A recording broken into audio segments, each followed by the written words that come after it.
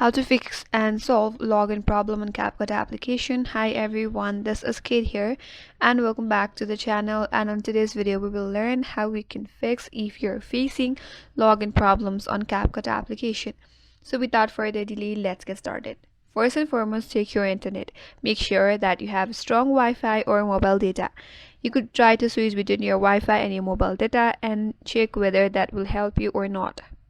If that still does not help you, you have to close your CapCut application completely, then restart it. Sometimes a simple restart solves the problem. And if still not, make sure that the application is up to date. To see for the updates, you have to open up Google Play Store, tap on the search icon at the bottom right, and in the search bar, search for CapCut and check if it needs update or not. If the update button is available, make sure to update it. Once you update it, go back and reopen, and that may help you. If still not, now you have to open up settings in your device. Head over to apps, tap on see all apps, tap on the search icon at the top right. Now search for CapCut. Here, first of all, you tap on force stop, tap on OK, then head over to storage and cache, and here tap on clear cache. That will remove all the glitches and junk file. After that, you could close settings and then reopen CapCut, and that may help you solve your problem.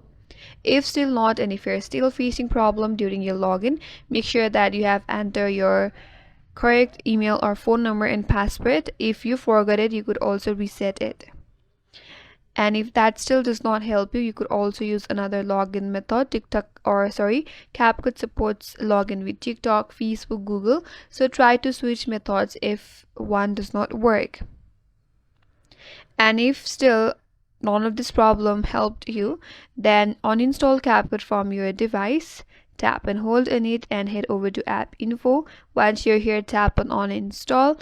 After you uninstall, again reinstall it from the Google Play Store, and that will clear any hidden issues from the application, and that will help you solve your problem.